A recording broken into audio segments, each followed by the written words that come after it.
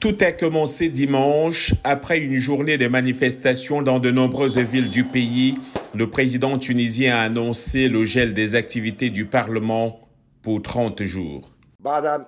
Après des consultations avec le Premier ministre et le président du Parlement, l'article 80 de la Constitution a été mis en application ainsi qu'un certain nombre de décisions. La première décision est de geler tous les pouvoirs du Parlement. La Constitution ne permet pas sa dissolution, mais elle ne s'oppose pas au gel de toutes ses activités. Geler les activités du Parlement, une décision qui passe mal dans l'opposition. Ennahda, formation d'inspiration islamiste, a fustigé les mesures de M. Saïd, dénonçant un coup d'État contre la révolution et contre la Constitution. Le parti Ennahda dit que c'est un coup d'État contre la Constitution car le président a vu qu'il y avait des mesures exceptionnelles en l'absence de la Cour constitutionnelle. Les mesures exceptionnelles que le président prend dans le contexte d'un danger grave doivent être destinées à protéger le pays.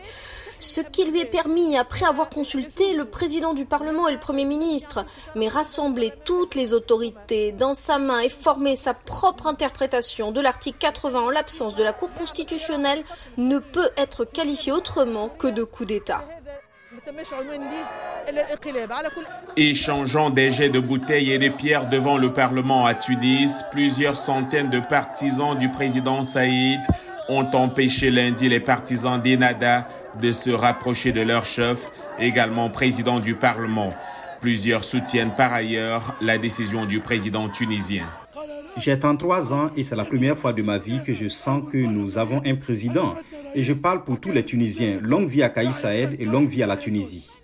Le président Kais Saïed a aussi démis de ses fonctions le chef du gouvernement Hichem Mechichi dans un contexte de fort ressentiment populaire envers le gouvernement pour sa gestion de la crise sociale et sanitaire.